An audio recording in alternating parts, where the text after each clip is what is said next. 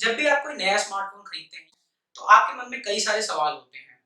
सबसे पहली चीज़ जो आप स्मार्टफ़ोन खरीदने के बाद महसूस करते हैं, वो होता है उसका डिज़ाइन, यानी कि आपको कैसा वो देखने में लगता है। लेकिन उसके बाद जो सबसे ज़रूरी चीज़ या जो सबसे पहली चीज़ जो आप देखते हैं डिज़ाइन के बाद, वो होती है उस स्मार्टफ़ोन का डिस्प्ले। उस स्मार्टफ़ोन के ही डिस्प्ले में आपकी आगे आने वाली फ़ोटोज़, वीडियोज़ और काफ़ी सारी चीज़ें जो भी आप फ़ोन पे करने वाले हैं, वो सब डिस्प्ले पे ही होने वाली हैं। तो मेरे हिसाब से प्रोसेसर यानी कि सीपीयू जो फ़ोन का होता है, उसके बाद सबसे ज़रूरी चीज़ डिस्प्ले है। क्योंकि अगर आपको डिस्प्ले ही नहीं पसंद आएगा, तो फिर आप कैमरे से खींची हुई फ़ोटो और गेमिंग एक्सपीरियंस जैसी चीज़ कैसे आप मज़े ले सकेंगे? कई तरीके के डिस्प्लेस होते हैं, आपने भी सुना होगा, कोई कहता है आईपीएस डिस्प्ले है, कोई कहता है टीएफटी डिस्प्ले है और आजकल जो सबसे ज़्यादा सुनने में आता है कि एमोलेड डिस्प्ले है। इन सभी तरीके के डिस्प्ले के अलग-अलग फ़ायदे और नुकसान हैं, यानी कि एडवांटेजेस और डिसएडवांटेजेस, जिसके बारे में आज मैं बात करूँगा। उसके अलावा आपने रिफ्रेश रेट्स के बारे में भी बहुत ज़्यादा सुना होगा। जब से 2019 का अंत शुरू हो रहा था, यानी कि जब हम अगर आखिरी क्वार्टर की बात करें 2019 के, तो कई सारे स्मार्टफ़ोन कंपनियों ने ये एक ट्रेंड सा शुरू करने की कोशिश करी थी कि कौन ज़्यादा हाई रिफ्रेश रेट के फ़ोन लाएगा। तो रिफ्रेश रेट्स हो गए आपके और कितने तरीके के डिस्प्ले हैं, एमोलेड, आईपीएस, फलाना-ढिमकाना। इसके अलावा एक चीज़ और होती है जो डिस्प्ले में आपको सबसे ज़्यादा जिसकी फ़िक्र करनी चाहिए, वो होता है उस डिस्प्ले का रिज़ॉल्यूशन। इन सब चीज़ों के बारे में आज मैं अपनी इस वीडियो में आपसे डिस्कस करने वाला हूँ। तो नमस्कार, मेरा नाम है अभिषेक, आप देख रहे हैं टेक टू द कोर। बिना किसी देरी के इस वीडियो को अब शुरू करते हैं।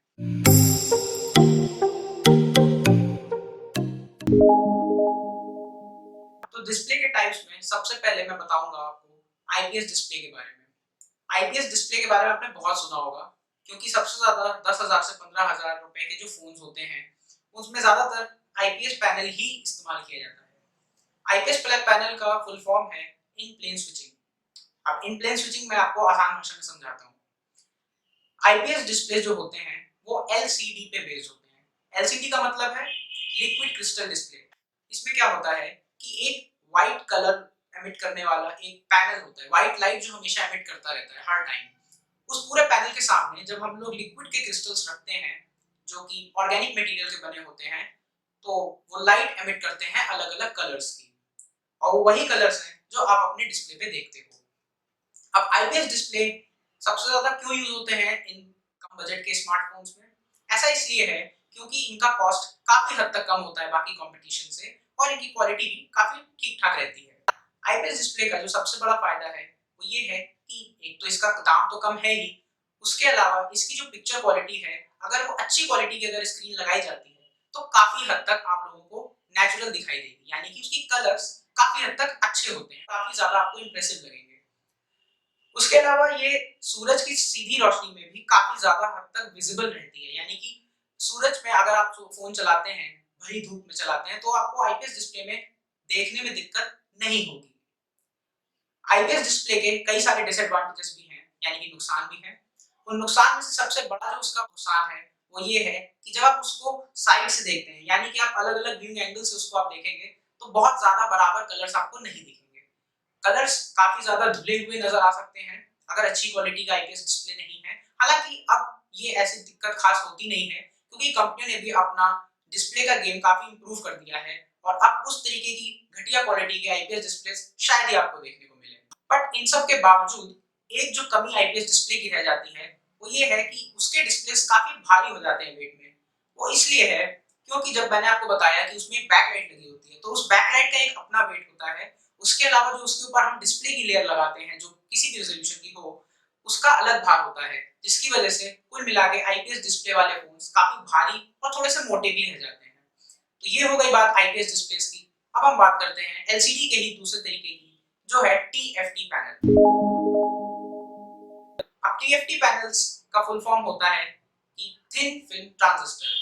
इसका साफ सीधा मतलब ये है कि एक बहुत ही पतली फिल्म होती है जो ट्रांजिस्टर से बनी होती है। थ्योरी इसकी भी यही है कि जब लाइट एक बैकलाइट पैनल जो व्हाइट कलर एमिट करता रहता है, वो जब इन ट्रांजिस्टर्स की लेयर पे अपनी लाइट छोड़ता है, तो ये अलग-अलग रंग में बिखर जाती है। टीएफटी डिस्प्ले आजकल तो आपको शायद ही किसी फोन में देखने को मिले। हालांकि जब 2015-2014 का वक्त था, तब मोटोरोला और लिनोवो ने कई सारे अपने बजट यानी कि 5000 से 6000 वाले फोन्स में इन टीएफटी डिस्प्लेस को बरकरार रखा था। लिनोवो और मोटोरोला दोनों कंपनियों ने खास तौर पर अपने इस बजट सेगमेंट में टीएफटी पैनल्स को काफी ज्यादा प्रमोट किया था। लेकिन अब आजकल आपको टीएफटी डिस्प्लेस कहीं भी देखने को नहीं मिलेंगी। वो इसलिए क्योंकि उसकी कई सारी कमियां थी जो मैं आपको बताऊंगा। उसकी सबसे बड़ी कमी है कि बहुत ही ज्यादा बेकार व्यूइंग एंगल्स उसमें अवेलेबल रहते हैं। ये चीज मैंने आईपीएस डिस्प्ले के बारे में भी कही है, लेकिन क्योंकि आईपीएस डिस्प्ले काफी ज्यादा इंप्रूव हो चुका है, उसकी टेक्नोलॉजी काफी आगे बढ़ चुकी है, तो व्यूइंग एंगल्स की प्रॉब्लम अब खास तौर पे उसमें समझ में नहीं आती है। लेकिन टीएफटी पैनल्स में कई सारे इंप्रूवमेंट्स के बावजूद ये कलर एक्यूरेसी और जो व्यूइंग एंगल्स की प्रॉब्लम है वो बहुत सालों तक बरकरार रही। तो अब इसीलिए कंपनियों ने टीएफटी पैनल्स को बनाना ऑलमोस्ट बंद सा कर दिया है। हालांकि अभी भी आपको कंप्यूटर्स और टीवीज के कुछ डिस्प्लेस में टीएफटी का इस्तेमाल देखने को मिलेगा। तो अब बात करते हैं एमोलेड डिस्प्लेस की। अगर मैं आपसे कहूं कि सारे फ्लैगशिप फोन्स में एक बात है जो कॉमन है, तो आप क्या कहेंगे? शायद आपका जवाब होगा कि सबसे अच्छा प्रोसेसर, सबसे अच्छा कैमरा। इसके अलावा जो एक चीज हमेशा कॉमन रहती है इन सब फोन्स में, वो है उन फोन्स का एमोलेड डिस्प्ले होना। यानी कि अगर मैं एंड्रॉइड की बात करूं तो एमोलेड डिस्प्ले एक फ्लैगशिप होने की पहचान है। तो भाई एमोलेड की बात करते हैं। 2019 के अक्टूबर में सबसे पहले मिड रेंज सेगमेंट में एमोलेड का फोन आया जिसका नाम था Realme X। हालांकि सैमसंग ने इससे पहले काफी सारे फोन्स अपने बजट सेगमेंट में भी एमोलेड डिस्प्ले के साथ लॉन्च किए थे, लेकिन क्योंकि वो ज्यादा बिके नहीं और वो ज्यादा पावरफुल भी नहीं थे, यानी कि वो एक ऑलराउंडर नहीं थे, इसलिए Realme और Redmi ने जब सबसे पहले एमोलेड डिस्प्ले को यूज किया तो मार्केट में जैसे लहर सी आ गई और अब ऑलमोस्ट हर ब्रांड अपने बजट सेगमेंट में भी एमोलेड को लाना चाहता है। कारण एमोलेड की खासियत आप जानिए। पहले एमोलेड की सबसे बड़ी खासियत ये है कि वो बहुत ही एक हल्के तरीके की डिस्प्ले है। हल्के तरीके से मेरा मतलब ये है कि उसमें कोई भी बैकलाइट की हमें जरूरत नहीं होती है। तो आप पूछेंगे अगर बैकलाइट नहीं है तो फिर काम कैसे करेगा? तो जी काम ऐसे करेगा कि उसका जो हर एक पिक्सल होता है वो अपने आप में एक कंप्लीट ट्रांजिस्टर है। हर एक ट्रांजिस्टर की अपनी खुद की उसमें लाइट होती है, इसलिए इसमें बैकलाइट की जरूरत नहीं होती है। कहने का मतलब ये है कि जब भी आपको कोई कलर देखना होता है मान लो अपने डिस्प्ले में, तो एमोलेड डिस्प्ले अगर है तो उसका हर एक पिक्सल अपना खुद का रंग पेश करेगा, उसको किसी भी बैकलाइट की जरूरत नहीं होगी। इससे होता क्या है? इससे दो चीजें होती हैं। सबसे बड़ा फायदा ये है कि बैटरी पे ज्यादा लोड नहीं पड़ता है। आसान है समझना इसको। बैटरी पे लोड नहीं पड़ने का कारण ये है कि जब भाई हर एक पिक्सल की अपनी लाइट होगी तो वही पिक्सल जलेगा जिसकी जरूरत होगी, वरना सब काला रहेगा। और जब काला रहेगा तो बैटरी की जरूरत नहीं पड़ेगी। क्यों? क्योंकि काला एमुलेट को दिखाने के लिए अलग से जरूरत नहीं पड़ती है।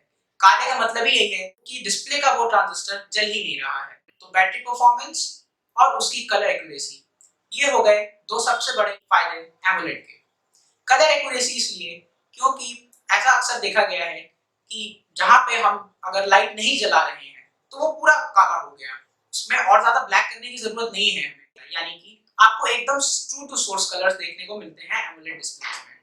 एमोलेड डिस्प्लेस में भी कई तरीके की क्वालिटीज होती हैं, जैसे सैमसंग अपने एमोलेड को कहता है सुपर एमोलेड और एप्पल अपने में जो एमोलेड डिस्प्ले लगाता है उसको कहता है रेटिना डिस्प्ले। तो ये हो गई बात एमोलेड डिस्प्लेस की। तो भाई फिर आपका सवाल होगा कि सभी में एमोलेड क्यों नहीं होता है?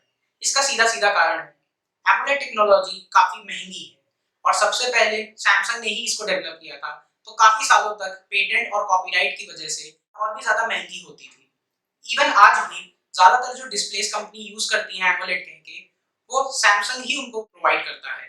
कुल मिला के मतलब ये है एमोलेड थोड़ा सा महंगी डिस्प्ले टेक्नोलॉजी है और इसीलिए वो अभी तक बहुत ज्यादा फोन्स में इस्तेमाल करते हुए हमको नजर नहीं आती है। इसके अलावा एक और बड़ा फायदा है जो आपको सिर्फ और सिर्फ एमोलेड डिस्प्लेस पे ही मिलेगा, वो मजा है आपके इन डिस्प्ले फिंगरप्रिंट स्कैनर का। इन डिस्प्ले फिंगरप्रिंट स्कैनर एक ऑप्टिकल फिंगरप्रिंट स्कैनर है, यानी कि वो आपकी उंगली जब आप रखते हैं उस पे, तो उस पे जो पैटर्न्स होते हैं उसकी एक फोटो खींचता है और फिर वो अपने सॉफ्टवेयर से उसको मिलाता है और तब जाके आपका फोन अनलॉक आप कर पाते हैं। तो फिर सवाल ये उठता है कि ये इन डिस्प्ले फिंगरप्रिंट स्कैनर सिर्फ एमोलेड में ही क्यों लग पाते हैं? इसका जवाब है कि क्योंकि एमोलेड डिस्प्लेज में बैकलाइट का कोई प्रॉब्लम नहीं होता, यानी कि हमें उसे बैकलाइट अलग से नहीं देनी पड़ती है। इस वजह से उस पे हम कोई भी और चीज लगा सकते हैं, जैसे कि एक इन डिस्प्ले फिंगरप्रिंट स्कैनर। तो ये सिंपल सीधा सा जवाब है कि क्यों हम एमोलेड के ही फोन्स में देख सकते हैं अपने इन डिस्प्ले फिंगरप्रिंट स्कैनर्स। तो अब डिस्प्ले के बारे में हम लोग एक चीज जो और सुनते हैं वो है उस डिस्प्ले का रेजोल्यूशन। रेजोल्यूशन का सिंपल भाषा में मतलब ये है कि आपके मोबाइल के डिस्प्ले में कितने नंबर ऑफ पिक्सल्स हैं टोटल। तो अगर मैं कहता हूं कि आपकी फोन की डिस्प्ले एचडी है यानी कि 720 डिस्प्ले पैनल है, तो इसका मतलब ये है कि उसमें 1280 इंटू 720 पिक्सल्स यानी कि इतने सारे पिक्सल्स उस एक डिस्प्ले में हैं। अब वो डिस्प्ले किसी भी साइज का हो सकता है, वो डिस्प्ले 5 इंच का हो, चाहे 5.5 इंच का हो, चाहे कितने भी साइज का हो।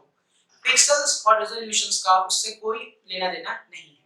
यानी कि अगर आपका 4 इंच का डिस्प्ले है तब भी उस पे वो 720p ही रहेगा, अगर आपका 5 इंच का डिस्प्ले है तो भी वो 720p रेजोल्यूशन का ही कहलाएगा। इसके अलावा एक बात और आपको जो समझनी चाहिए वो है पिक्सल डेंसिटी। अब पिक्सल डेंसिटी क्या है? पिक्सल डेंसिटी का मतलब ये है कि 1 इंच में कितने पिक्सल आपके उसमें आ रहे हैं। यानी कि अगर मैं कहता हूं कि एक 720p पैनल है और वो डिस्प्ले जो जिस पे हमने उसको लगाया हुआ है वो 5 इंच का है, तो इसका मतलब ये है कि उसमें 296 पिक्सल डेंसिटी है यानी कि पिक्सल्स पर इंच, पीपीआई। इसका साफ सीधा मतलब ये है कि जितना छोटा डिस्प्ले होगा उतना ही उसमें रेजोल्यूशन और अच्छा लगेगा। ज्यादा रेजोल्यूशन के और फायदे भी मैं आपको बता दूं। ज्यादा रेजोल्यूशन का मतलब है कि ज्यादा पिक्सल्स हैं और ज्यादा पिक्सल्स का मतलब है कि उतनी ही ज्यादा डिटेल्स और क्लैरिटी होती है उस स्क्रीन में। तो ये हो गई बात रेजोल्यूशंस की। अब कितने तरीके के रेजोल्यूशंस आते हैं इसके बारे में जानते हैं। तो आजकल हम लोग फुल एचडी ही सुनते हैं कि ज्यादातर स्क्रीन्स में फुल एचडी पैनल है या 1080p के नाम से उसको हम लोग जानते हैं। तो 1080p का ही मतलब सिंपल यही है जैसे एचडी का था कि उतने नंबर ऑफ पिक्सल्स उस एक स्क्रीन में हो सकते हैं। अब 1080p 720p से बेहतर स्क्रीन है नो डाउट, लेकिन इसका एक डिसएडवांटेज भी है और वो डिसएडवांटेज आप ऐसे समझ सकते हैं कि जितने ज्यादा पिक्सल्स होंगे उतना ही ज्यादा उसकी फोन की बैटरी को और उसके प्रोसेसर को उस स्क्रीन को चलाने के लिए जोर लगाना पड़ेगा। इसका सीधा सीधा मतलब ये है कि जब आप मान लीजिए गेम खेल रहे हैं और आपका प्रोसेसर थोड़ा सा कमजोर है, वो उतनी अच्छी परफॉर्मेंस नहीं दे सकता है, तो आपको गेमिंग करते वक्त बहुत सारे इश्यूज का सामना करना पड़ सकता है। सिर्फ गेमिंग ही नहीं, अगर आप उसमें हाई रेजोल्यूशन यानी कि आप बहुत ज्यादा हाई रेजोल्यूशन जैसे 4K 2K की वीडियो चलाएंगे तो उसमें भी आपको लगेगा कि आपका फोन कहीं अटक सा रहा है।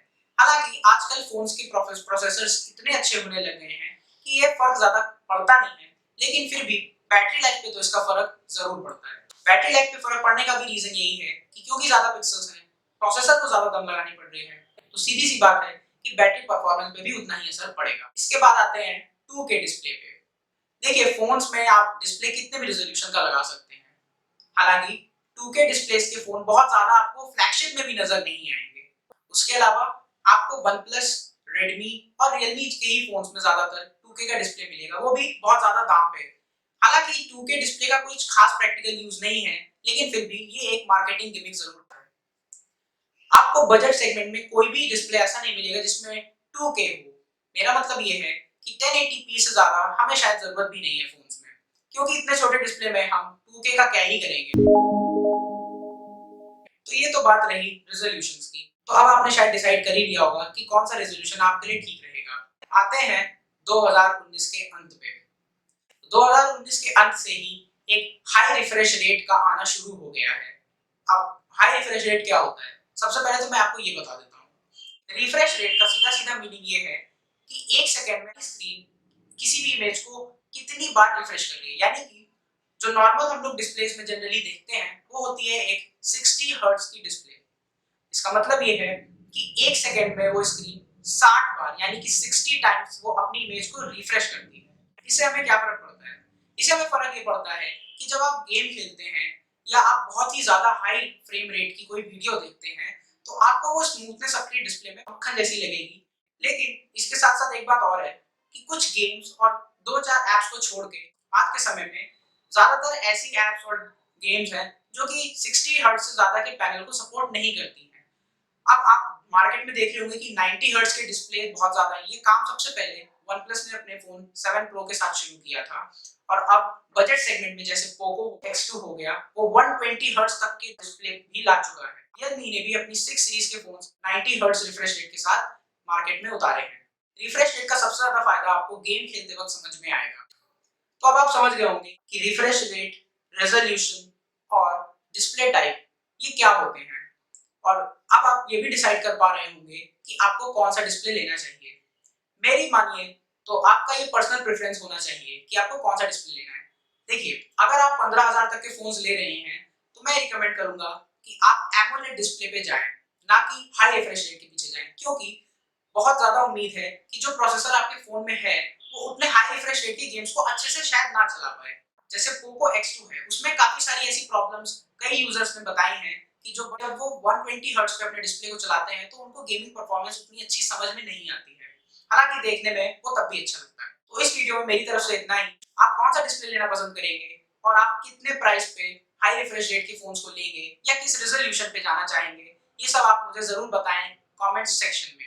और हाँ, ये मेरा नया चैनल है, तो मैं आपसे चाहूँगा कि अगर आपको ये वीडियो पसंद आया हो, तो आप प्लीज़ इस चैनल को सब्सक्राइब करें, इस वीडियो को लाइक करें और कमेंट करना तो बिल्कुल भी मत भूलें। मैं आपको वादा करता हूँ कि मैं ऐसे ही टेक्निकल कांसेप्ट्स अगली वीडियोज़ में लाता रहूँगा, लेकिन उसके लिए मुझे आपके सपोर्ट की ज़रूरत है। तो प्लीज़ मुझे सपोर्ट कीजिए। Thank you. अगली वीडियो में मिलते हैं।